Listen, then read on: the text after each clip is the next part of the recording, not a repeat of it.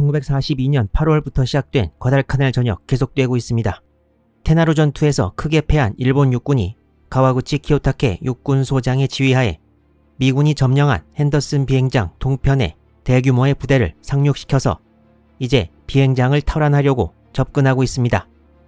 1942년 9월 8일 미군이 과달카날에서 일본군의 후방을 기습한 직후 이곳에 있던 일본군은 바로 라바울의 일본 육군 제17군 본부에 미군 상륙 소식을 알립니다. 이 작전이 소규모 부대에 의한 치고 빠지기였다는 걸 일본이 알았다면 큰 문제가 없었을 텐데 타이브 포인트의 일본군이 이를 대규모 부대라고 착각하고 보고하는 바람에 일본군 지휘부는 가와구치 지대를 다시 뒤로 돌려서 후방의 위협을 없애야 하는지 아니면 그대로 원래 목표였던 핸더슨 비행장으로 진격해야 하는지 고민에 빠집니다. 경론 끝에 결국 뒤로 돌아가지 않고 미군 진지로 그대로 진격하기로 하는데요. 일본 측 기록을 보면 지휘관인 가와구치 소장의 성격상 목표를 포기하고 다시 뒤로 돌아가라는 건 절대 안 들을 거라는 언급이 있습니다. 그리고 최대한 빨리 비행장을 미군이 못 쓰게 해야 한다는 것이 가장 큰 이유였는데요. 이때 일본은 남태평양에서 승리가 절실했습니다.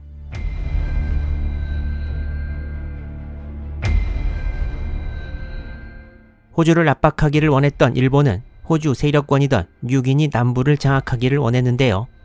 미르만의 미군과 호주군 기지에 일본 해군 특별육전대가 공격을 가했으나 완전히 패배하고 9월 7일에 연합군의 승리로 전투가 종결되었고 전략 요충지인 포트 모레스비 점령을 위해 코코다 트랙을 통해 공격한 일본군 난카이 지대는 험한 산길을 뚫고 포트 모레스비까지 거의 갔다가 지휘관인 호리이 토미타로 소장이 지휘부에서 급히 방문한 장교에게 과달카날에 집중하기 위해 진격을 멈추라는 통보를 받는데 이날이 가와구치 지대가 공격을 시작하는 9월 12일이었습니다.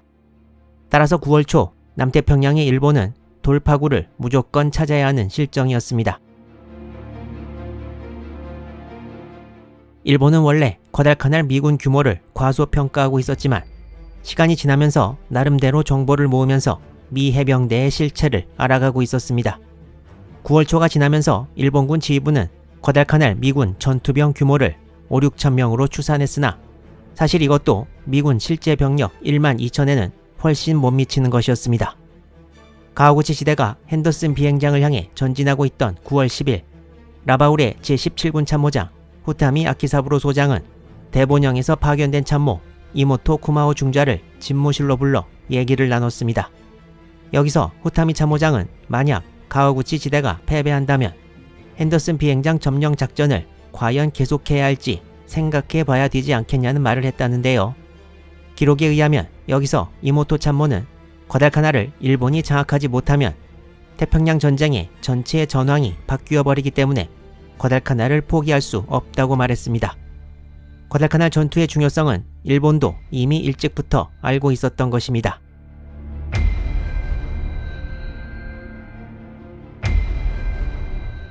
이미 상륙지에서 목표지까지 절반 정도 해안을 따라온 가와구치 지대는 9월 8일부터 본격적으로 공격 위치인 비행장 남쪽에 집결하기 위해 이동합니다.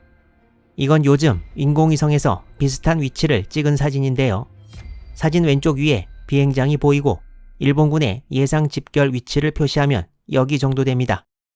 지도 오른쪽을 보시면 요즘은 어느 정도 개발이 되어 있긴 하지만 1942년에는 전부 정글이었고 일본군도 여길 통과해서 목적지에 와야 했습니다. 일본군은 미군 진지를 향해 대대별로 따로 행군하는 방법을 택했는데요. 9월 8일 저녁 때부터 1차 집결인 9월 12일까지 4일 동안 일본군은 엄청난 고생을 합니다. 일본군이 이후에 남긴 기록을 보면 언제부터 언제까지 어느 정도 전진했다는 식으로 건조하게 기술하고 있지만 중간중간에 난코오군, 힘든 행군, 그리고 가로오지 때 겨우 간신히 라는 말이 등장합니다. 일본군은 미군에 들키는 것을 피하기 위해 밤에만 행군했는데요. 전혀 길이 없는 정글지대를 칼로 쳐가면서 밤에 걷는다는 것이 쉬운 일이 아니었고 제대로 된 지도가 있을 리 없는 데다 나침반도 제대로 말을 안 들어서 기록에 의하면 제124연대 제1대대는 9월 8일 야간 행군에서 2시간 동안 1km밖에 전진할 수 없었다고 기술하고 있습니다. 가우치 소장은 전후 회고에서 나침반만 따라 남쪽으로 갔다가 다시 서쪽으로 가면 비행장 남쪽에 도달할 것이라고 생각했으나 나침반이 편차가 심해서 남쪽 방향으로 가려고 하면 남서쪽으로 가게 되고 서쪽 방향 전진은 북서쪽이 돼서 행군하다가 갑자기 북쪽 바다가 나와서 황급히 다시 남쪽으로 가는 일도 있었다고 합니다.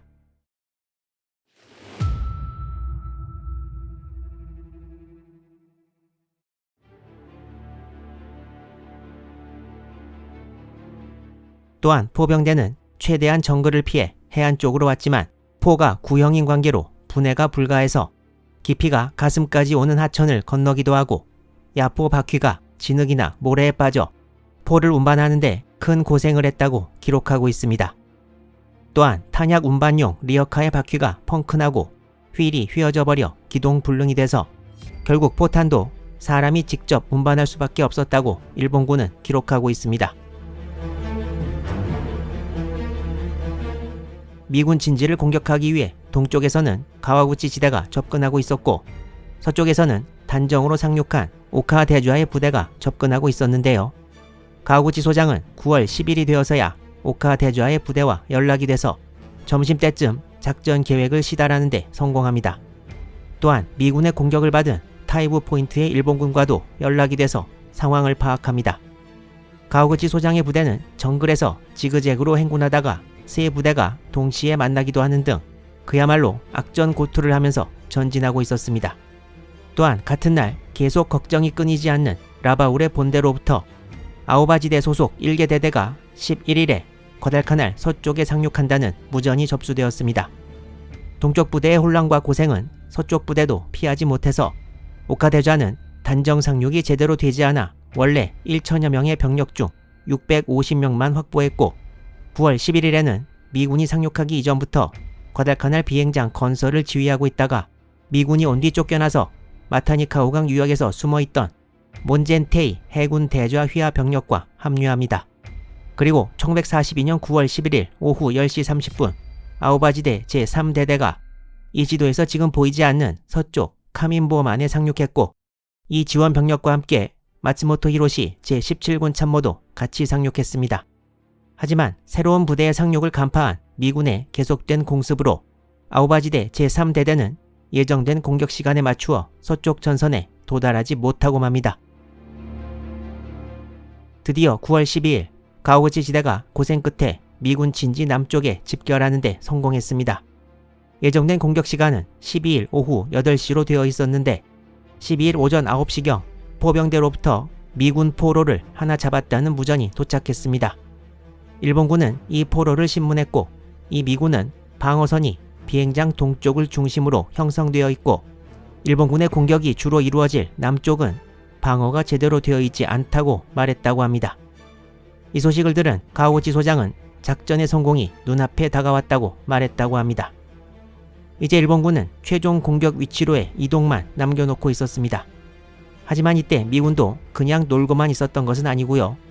9월 8일에 일본군 후방인 타이부 포인트 공격과 거기서 얻은 단서로 인해 대규모 일본군이 벌써 출발했다는 것도 기정사실로 알고 있었습니다. 그리고 지휘관이었던 메리엣 에드슨을 중심으로 일본군의 목표가 이제는 동쪽이 아니라 핸더슨 비행장 아래쪽이 될 것이라는 것도 어느 정도 예상하고 있었습니다. 전체 병력 수는 우위이지만 지역을 전부 커버하느라 흩어져 있는 미군은 과연 남쪽으로 집중해 공격하는 일본군을 맞아 잘 싸울 수 있을지 과달카날에서의 앞으로의 상황 전개 계속 기대해 주시기 바랍니다.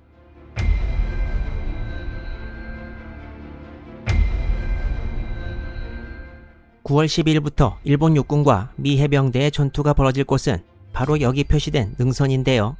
왼쪽에는 룽가강이 흐르고 있고 능선 주위는 대부분 정글이 덮고 있는 것을 볼 수 있습니다.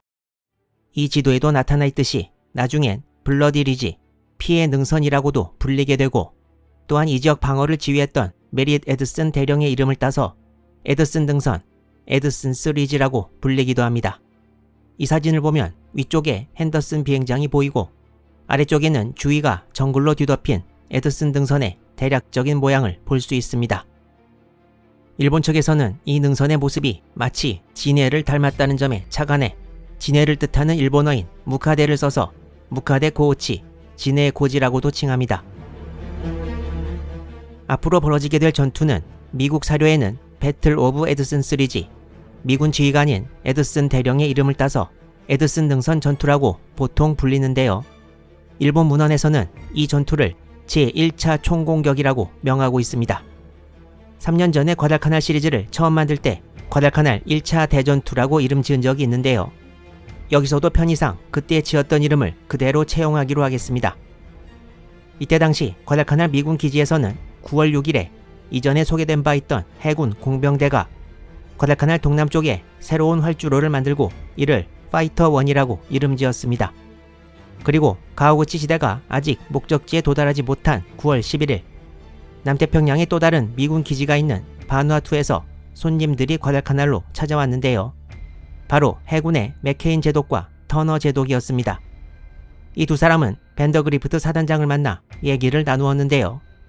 터너 제독이 대신 전달한 미군 남태평양 지역 총사령관 곰리 제독의 상황 판단은 일본이 과달카날을 탈환하기 위해 엄청나게 많은 육해군 병력을 동원하고 있고 미군은 이를 상대할 수 있는 상황이 아니라는 것이었습니다.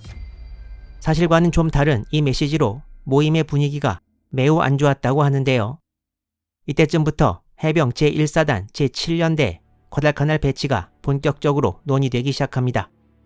그리고 이때 밴더그리프트 사단장에게 곰리 제독은 일본군과 싸우다 최악의 상황이 오면 항복해도 좋다는 메시지를 이때 같이 보냈다는 이야기도 전해져 오고 있습니다.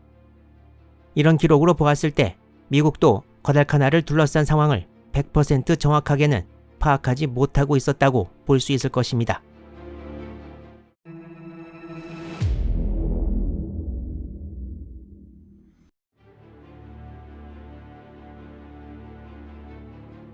(9월 11일) 지금까지 계속 핸더슨 비행장만을 공습하던 일본 폭격기들이 미군이 조금씩 배치되던 남쪽 능선에 폭격을 가합니다.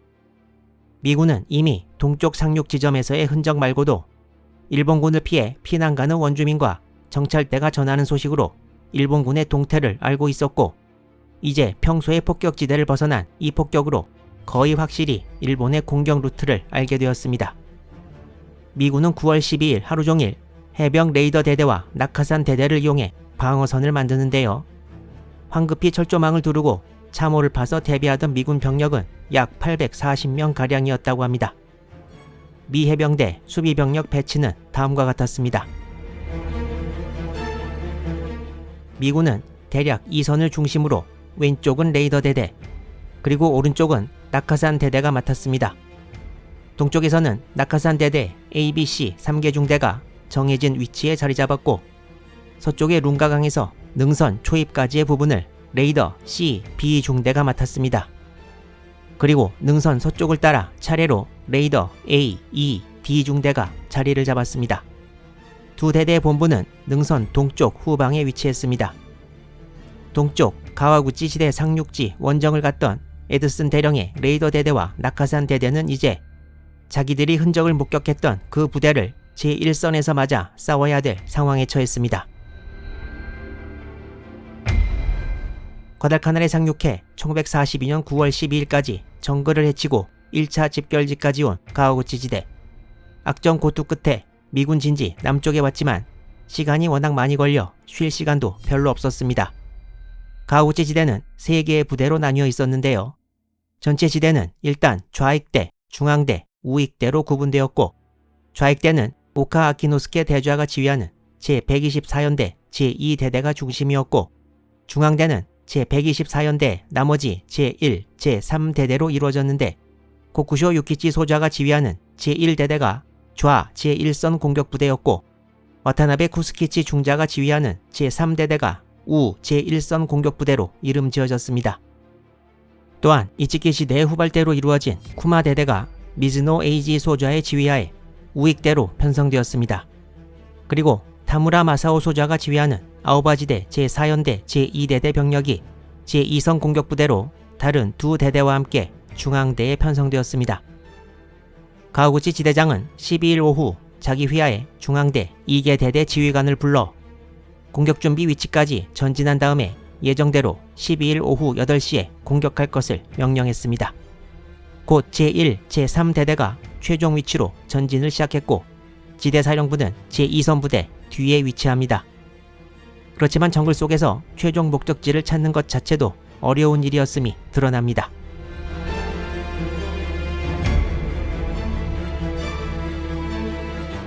(9월 12일) 야습에서 일본군이 겪은 혼란에 대해 일선의 기록이 하나 있는데요. 제2선 공격부대를 맡은 제4연대 제2대대장이었던 타무라 마사오 소자는 본인의 기록에서 9월 12일 공격은 일단 준비가 불충분했고 공격전 상황에서 가오구치 지대장이 부하들의 의견을 듣지 않았다고 기록하고 있습니다. 또한 타무라 소자의 기록 아래쪽에는 불가라는 언급이 있는데요. 일본 기록에는 작전 불가가 아니라 이런 지대장 혹은 지대사령부는 불가하다로 해석합니다. 아마도 타무라 소자가 같은 가와구치 지대 출신이 아니라 아오바 지대 소속이어서 조금 더 비판적으로 바라본 것이 아닌가 생각됩니다. 하지만 가와구치 지대장이 서두른 것도 이해가 전혀 안 가는 것은 아닌데요. 이전에 말씀드렸던 피지에서 오고 있다는 대규모 미군 수송선단 정보 등 이런 것들을 볼 때 가와구치 지대장도 공격을 빨리 하려고 했던 것이 아닌가 생각도 됩니다.